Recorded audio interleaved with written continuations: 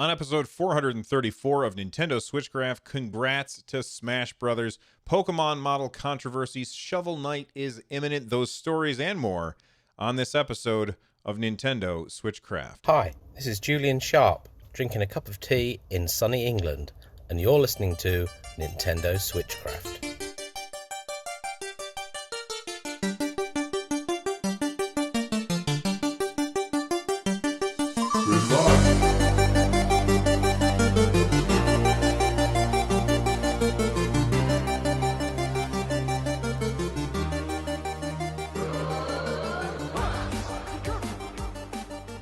Hey everyone, welcome back to Switchcraft. Switchcraft is brought to you every Monday, Wednesday, Friday, and Saturday. If you want to tune in live, you absolutely can over at twitch.tv/runjumpstomp. This episode of Switchcraft is made possible by patrons like Mario B. Maybe that Mario, but we really don't know.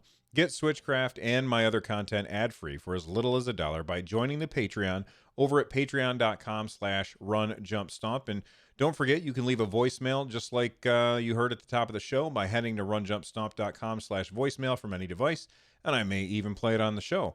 With that being said, I apologize for not having a show on Wednesday. Something came up that required my attention, so I had to cancel. But that means that we get to talk about a little bit extra today. So I'm going to try and keep today's episode to 30 minutes or less. If that doesn't happen, now you know why. Let's get started. Let's talk about first the Golden Joystick Awards. I don't know why I just clicked on that. I already opened up all of these windows. The Golden Joystick Awards. It says here, it's a knockout. Super Smash Bros. Ultimate is your winner for the Golden Joystick Awards Nintendo Game of the Year. Notice that's the Nintendo Game of the Year, not the Game of the Year. This is the Nintendo Game of the Year. So there's going to be more stuff coming from the Golden Joystick Awards. This is something that we cover every year. We talk about that stuff. How do you feel about Smash Brothers winning the Nintendo Game of the Year this year? I know that the game came out last year, but it came out too late to be eligible for the Golden Joysticks last year. But I know that there's a lot of people who have really kind of been pulling for Luigi's Mansion to get Game of the Year, which I really need to get back to. Excuse me, I've been so swamped. I haven't been able to play much of it lately, but I'm kind of getting more into that game.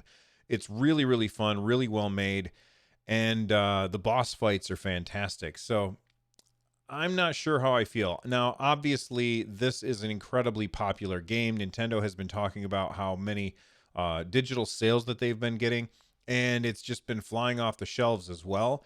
I think that this game earned it. I think that Super Smash Bros. Ultimate, while it's been out for a while and a lot of people are tending to forget about it now, I think it deserves a win, and it is a really fantastic game. Even if you're not a huge fan of fighting games, like this is the fighting game that is good for fighting game fans and good for non-fighting game fans. And as far as I'm concerned, I know that it's called Super Smash Bros. Ultimate. It is the ultimate version of Smash Brothers. It is incredibly fun. I like it better than Brawl. I like it better than Melee. And I, of course, like it better than the original on the N64. They nailed it. And I like it better than the one on the Wii U. I think they absolutely nailed it. It's such a wonderful game, and it deserves the accolades that it is getting. Here's a tweet that I'm excited about. Now, we're going to have to wait a while before we get to actually experience this, but Minecraft Dungeons is going to come out next year. It's coming to the Nintendo Switch in April 2020, and I cannot wait to play this game. It just looks so fun. And I'm curious what you all think about Minecraft Dungeons. Is it a game that you're excited for? For those of you who don't know what Minecraft Dungeons is, it is essentially a top-down action RPG set in the Minecraft universe with the Minecraft style of, like the graphic style. And it just looks incredibly fun. Like, there's a lot of games coming out these days that are Diablo style games, and I for one am excited for that. We've got Darksiders. Is it Genesis? I think, yeah. Darksiders Genesis is coming. Diablo 4 is on its way. We of course already have not Pillars of Eternity. What's the game? So PoE is it's oh my gosh, PoE. What is it? Twitch chat, please tell me what it is. Um, Divinity Original Sin isn't really that kind of game, Baxter, but it does have a same isometric view. And of course, Mr. Tomato Head and Joel Mead 24 in chat are letting me know it's Paths of Exile. That's like the Diablo 2 clone that is incredibly good with the very, very scary um tech tree. So like there's so many options when you open up your skill set and you're just like, I don't even know what to do. And then we've got Torchlight 2, which recently came to the Nintendo Switch and runs really well on that system. So we've got a lot of ARPG stuff that's coming down the pipe or is already here. And if you like that kind of game at all, I think you've got a lot to be excited about. And I'm going to be playing Darksiders Genesis when it comes to Stadia. I'm going to play that on December 3rd. And probably by the time I'm sick of that game, that'll be when Minecraft Dungeons comes out, and I'll be picking that up. And this is one that I'll definitely be playing with my son. It looks like a lot of fun. Minecraft Dungeons looks awesome. I can't wait to play more of it. Vaxer in chat says, never played Darksiders. Darksiders, just so everybody knows, the Darksiders games are very different than what Darksiders Genesis is like. Darksiders are more often compared to a dark version of a traditional 3D Zelda game, where you play as one of the four horsemen of the apocalypse, and you basically do Zelda style things, but in this dark, gritty universe. And they're made for adults. It's not a game for kids. But Darksiders Genesis is very, very different. It's not that kind of game. It's much more of an ARPG. And for me, that appeals to me more because honestly, I'll be honest, if I want to play Zelda, I just want to play Breath of the Wild. I just want to play Zelda. I don't want to play a Zelda approximation. Although there's many people who have told me, well, like one of my best friends, Bravd, he has told me a million times that Darksiders is fantastic and I should play it. And the first one has Mark Hamill voicing like this, I don't know, this little demon that hangs out with you while you play the game. And he sounds like the Joker, which I love Mark Hamill as the Joker. So why am I not playing this? I don't really have a reason other than I've got too much to play anyway. All right, let's talk about, I want to talk about Pokemon because there's a lot of people right now who are irritated about Pokemon. And well, first off, we don't have very many review scores yet. A lot of publications are holding back their review scores until the servers get turned on and you can start interacting with the online portion of the game. So if you're wondering why the game is out today and not very many very many publications actually have numbered scores out, that's the reason. Now, as far as I'm concerned, numbered scores are not important. You can read the rest of the review and see exactly what they think of it, and you can make a decision based on that.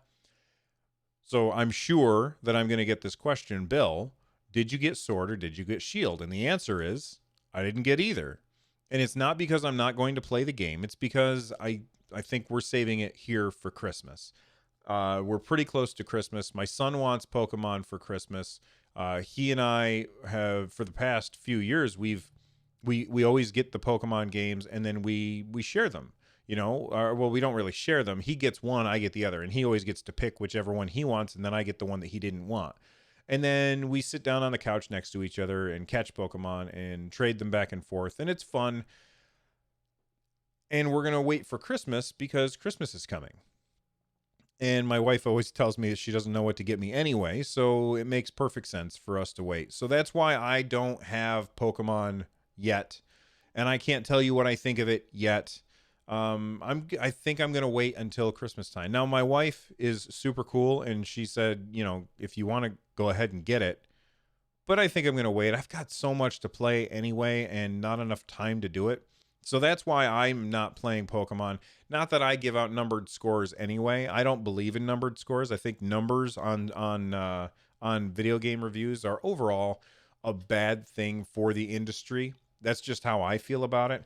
I know that there are a lot of publications that feel the same way that I do, but they really don't have a choice, because if they don't give a number score, then I think that they get pressured from their audience to give numbered scores, because people don't want to be bothered to read the reviews. Now, the reason that I want to talk about Pokemon is because we've got some very weird news in Pokemon. So if we go back to July, there was this article in Newsweek, and this article said Game Freak confirms models in Pokemon Sword and Shield aren't reused. And so what they're basically saying is, look, we're remaking our models from the ground up, and we talked about this before the game came out, or actually comes out on the 17th. Gosh, I thought it was out today for some reason. I think other people were talking about it. But anyway, they're saying that these models are not reused. Well, then here on Reddit, there was a user, MindWeb125, who posted some data mining that came from okay, now first off, this is 4chan, not the most reliable source. I don't go to that website. But it says here that they've got the models and they've ripped them from, Pokemon has been leaked out. It's out on the internet, and people have leaked it, and then people are downloading it and pirating it and playing it that way. And first off, if you like video games, don't pirate them, because then that developer doesn't get any money, and then they don't have money to make the next game. So pay for your games. But people who got it early, they started ripping the models out and comparing them to older models in previous games. And if we look at Bulbasaur, now actually I better go back. White is the white model is in Sword and Shield, and the black is in Sun and Moon. And if we look, the white model here is for Sword and Shield. The black model is for Sun and Moon. And for those of you who are just listening to the show, these models are identical. In fact, they did a triangle count, and it showed that the triangle count for Bulbasaur was 5,372, and that's for Sun and Moon. And for Sword and Shield, it's 5,200, which is essentially the same. And if then we look at Noibat, I don't know the Pokemon names, I'm sorry. But we have Noibat. White is Sword and Shield. Black is Sun and Moon. And then it looks like they put the two together over here on the right-hand side of the screen, and they look exactly the same. And a lot of people are really, really miffed about this. And I can understand why people are irritated by this. And it's not, and honestly, my reaction is, who cares if they're the same models? Like, it doesn't matter that much. It's just, is the game fun? That's the question you always want to ask yourself when you're talking about a video game is the game fun? And if it's not fun, then don't play it. But if it's fun, then anything else about the game really doesn't matter. However, they had this whole controversy early this year, and now everything is starting to come together into the perfect storm of awfulness that Game Freak is, I feel like, paying for. But earlier this year, they announced that they would not be having the National Dex. Now, if you're not a Pokemon fan, then you might not know what the National Dex is. The National Dex is basically the complete Pokedex, which as you go around and you collect Pokemon, it goes into your Dex, okay? It's kind of like a checklist. You have your little book of your checklist. Oh, I've got that one, check. I've got that one, check, okay? And the Pokemon company said, all right, everybody, we're not going to bring the complete national decks into Sword and Moon, not Sword and Moon, Sword and Shield, sorry. We're not going to bring that into that because we don't want to have to rebuild the models and reanimate the models for over 1,000 Pokemon. And a lot of people said, well, okay, that's lame, but I understand. They also said, we don't want to have to balance the competitive modes around that many Pokemon. And again, people said, okay, I don't like it, but I understand. Now, there were, of course, people who said, I don't like it and I don't understand. And they were very, very angry and very vocal about it. But I always felt like the Pokemon Company made a pretty good point saying, hey, we can't remake all of this stuff. It's just too much work. So we're going to focus on a smaller set of Pokemon in this particular game. And then in future games, we will build that back out. So maybe the ones then from this game won't be in the next game. And we're just going to change up how things are done. And people were very upset because that's not the way that those games had played before. Up until this point, every time you had got a new game in the series, all of your previous monsters that you caught came along with you, which was kind of cool. And people got attached to their collections. And I can understand why they would be irritated by this. But then it turns out that the models are exactly the same. I mean, really? That is not cool. Now, I mean, maybe it's just for a couple of them. Maybe they didn't need to update some of the models and they did need to update others. I don't know. I don't work at that company. I can't tell you. But what I can tell you is that people are very, very upset about this, about these models being reused. Not necessarily because they think that that it's bad that they reuse the models, but because they got lied to. And I can understand that feeling. So if you are really irritated by that, then I can understand why you might want to cancel your pre-order or not play the game. But let's be honest, the game is still going to sell like crazy and people are still going to play it because it's Pokemon and its brand is basically too big to fail, I feel like, at this point. All they have to do is make a game that is passable and it will sell like crazy. And it's just because it's so absolutely popular. There's really no downside for them. They'll get some bad PR for a while and eventually people will forget about it and move on.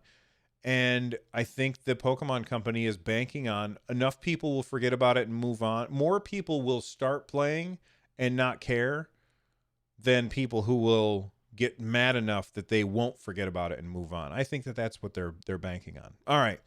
I told you some bad stuff about Pokemon. Now I'm going to tell you some good news. But before I do, we're going to thank a sponsor. So when we come back, all right, when we come back, you're going to hear some good news about Pokemon. Stick around. I'm a coming, Luigi! All right, we are back from our break. Thank you very much to our sponsors for helping us out.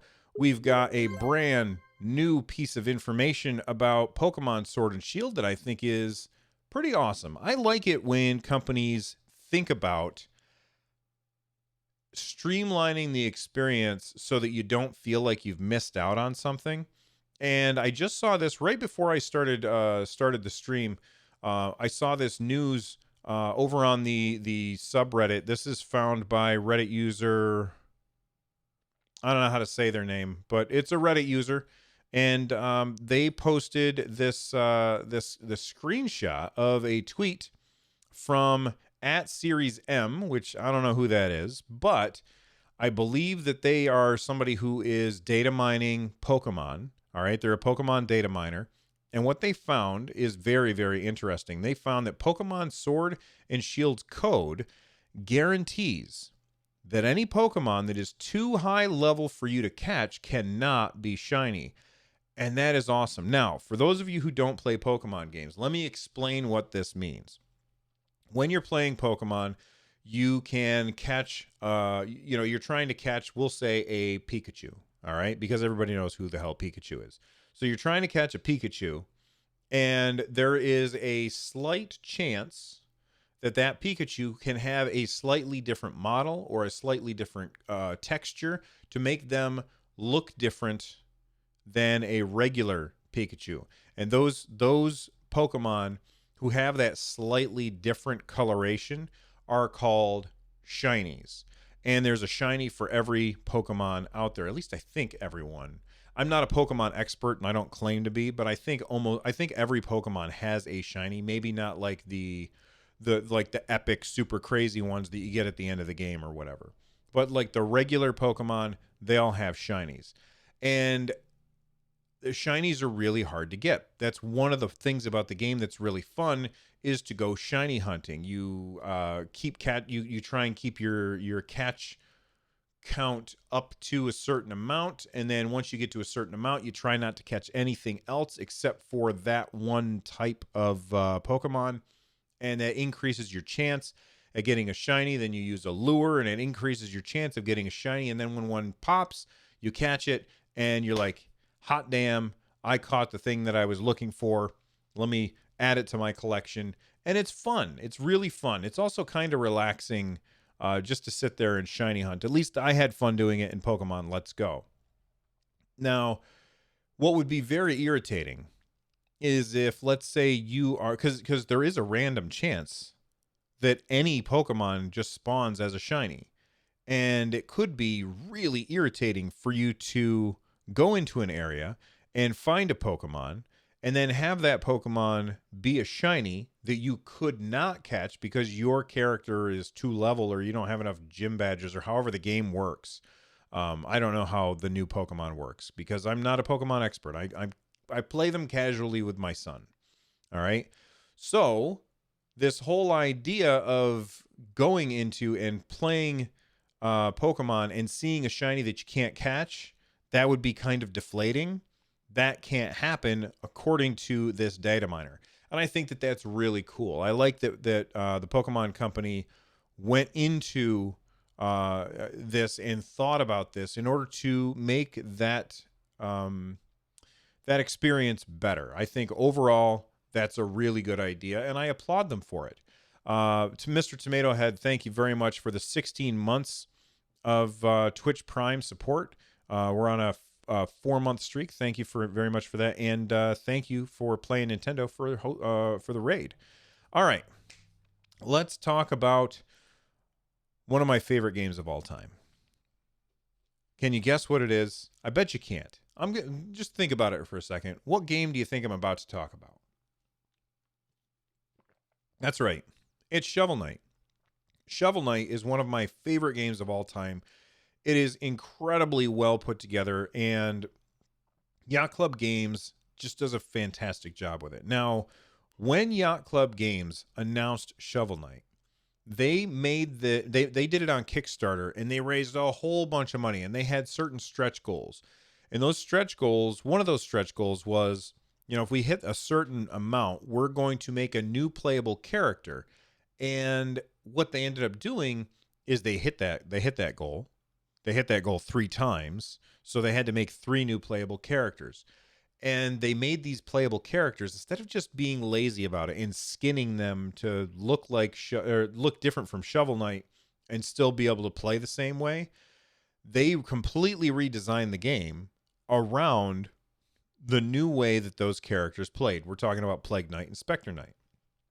And, that is an amazing feat of game design that they were able to do. They were able to take these levels that they had made that were designed around Shovel Knight's mechanics and then flip them in order to make them work perfectly for Plague Knight and Spectre Knight. And it was just amazing. They did a great job. And I've been waiting for a really long time for the 3rd DLC.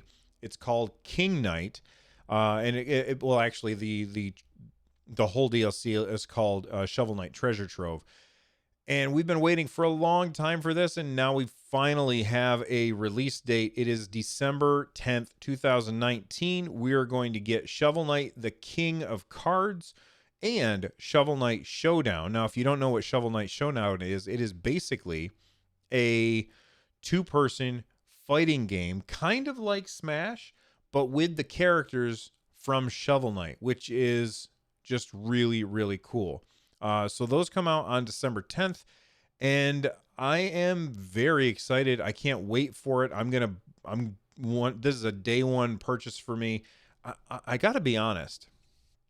I don't remember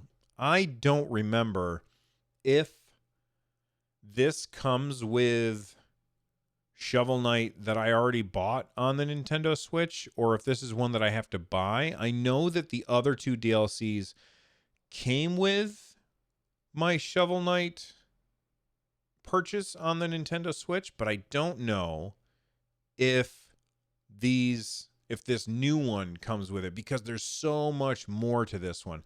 I'm actually going to have to look that up, and I will let you know. You know what? I have more things to talk about on the show. So if chat could look that up, that would be amazing. I should have looked that up before, but I didn't really think about it until just now. So if somebody in chat could look that up while we're waiting, that would be awesome. But Shovel Knight King of Cards, December 10th, day one purchase for me. It's going to be so much fun. And if you've never played Shovel Knight, you might be wondering, what is Shovel Knight and why do I care? Shovel Knight is a love letter to old 8-bit Nintendo games. It was designed as if it was running on an 8-bit Nintendo, but it plays on modern consoles. It's got wonderful, wonderful music. Some of the best chip tunes I've ever heard is from Shovel Knight. And the controls are spot on. My son and I sat down, played multiplayer from the beginning of the game through the end. We had an absolute blast, went through the whole thing. And then there was the DLC as well, which unfortunately didn't have multiplayer, but it's awesome. Playing Nintendo in chat is saying that Showdown is included with Treasure Trove and King of Cards 2. So I already have these. I don't even have to buy them again. Yay me. I'm excited. So now I'm even more excited. I got to make sure that Shovel Knight's reinstalled, because I upgraded my Nintendo Switch recently to the new battery version. Well, not new battery version. The one with the new chip that has the longer battery life. And I may not have installed Shovel Knight yet. So that's definitely something that I need to do. All right, we've got one more story that I want to talk about before we get out of here. And we're coming up on the 30-minute mark, so I'm going to have to go fast. Atlas Entertainment. Is it Atlas Entertainment or just Atlas? It doesn't really matter. Atlas is the developers behind the Shin Megami Tensei series. Now, this is a series that I've not played yet. I guess the theme of Shin Megami Tensei is you fight against demons, and then after you defeat a demon, you end up you have a conversation with that demon, and you have to convince that demon to join your team. And then you've got a team of demons that are with you to go fight more demons, which I guess sounds pretty damn cool. Very, very old school RPG-ish style games from what I understand. And people have been wondering, is Shin Megami Tensei 5 still in development? And the answer is yes. Atlas recently confirmed that it is still in development. And it's been a while. People are wondering if it's still coming, but apparently it is, and people are excited about it. The last time that that there was a game in the series was 2016, and people also might not realize is that the Persona series is, I guess, intertwined with the Shin Megami Tensei stuff. I don't know much about it. They just really aren't games that appeal to me, or, well, that's not true. They're not games that I've ever tried. So I don't know anything about them. I will say this. Everybody always gives glowing reviews to the Shin Megami Tensei games. So I should try Shin Megami Tensei 5 when it comes out, just so I can talk about it with some clarity. But it is still in development. And it says here the publisher has made, the first official comment the publisher has made in almost 2 years since its localization announcement It also eases up some concerns that the title might be facing some difficulties with its development. However, it remains to be seen whether that is the case or not. Since the developer and the publisher Atlas has been deafeningly silent with regards to the state of the game's development, with full development believed to have started in early 2018, new information of the game has failed to appear in any way, shape, or form in the last 2 years. Since its recent teaser, causing many Shin Megami Tensei fanbase to speculate and joke over the game's possible cancellation, internal development struggles, or possible appearances in future trade shows of Nintendo Direct presentations, they asked Atlas to customer support, and they received this response. So we'll click on it, and we'll see exactly what they said. It's loading in Reddit right now.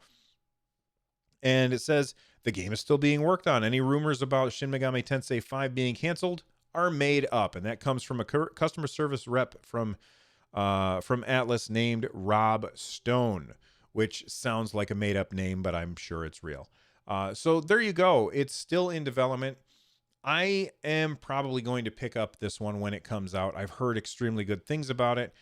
I'm curious if there's anybody out there who's played the Shin Megami Tensei games. You know, if you listen to the show for long enough, you probably know the kind of games that I dig. Is this something that I would be interested in? I would love to hear what you guys think. So anyway, let's jump into the outro, and I'll tell you all about all of the things that you need to know. First off, 143 Pixels is live. We've got 2 episodes out now. There's new episodes every Tuesday for the next 10 weeks. I really hope you will check it out. The response from people has been fantastic. Everybody who's been listening has been telling me really, really good things about it. Thank you very much, everyone who listened. My other show about Google Stadia has been doing very, very well. I want you to check that out as well if you are interested. We just interviewed John Justice. He is the VP. He's a vice president at Google and the head of product for Stadia itself. Interviewed him last night and got some brand new information that you can check out either on our YouTube channel, youtube.com/StadiaCast, or you can just listen to it on the podcast very soon. If you want to become a part of the community, there are hundreds of people on our Discord. Head on over to runjumpstomp.com/Discord. You can also watch the show live at twitch.tv/runjumpstomp. And of course, you can get a hold of me in all the ways that I've talked about a million times. This show is part of the Giant Size Team Up Network. For more information, head on over to gstu.net and check out our other shows. By the way, one of the other shows on the network, Botched Podcast. It's a D&D podcast. It's filthy. It's hilarious.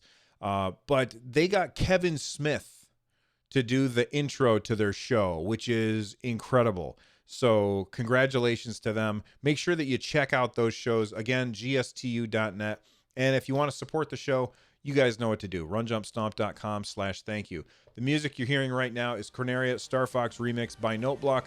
I will see you guys next time. Thank you so much for hanging out with me. You're awesome. Bye-bye.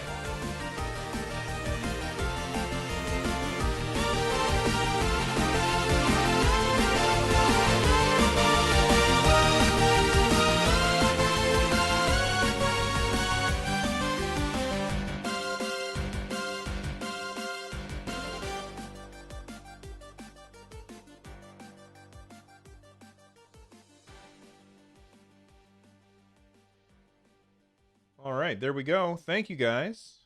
Save project. See you later, Joel Mead. Thanks for hanging out, man. Let me go back. What has happened? Playing Nintendo, thank you for the follow. Mr. Tomato Head, thank you again for the sub.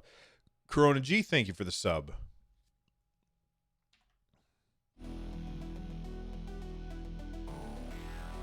Oh, Paranoid Empire. I love this song. I can't rewind, though. That's right. It is done. It is done. It is done.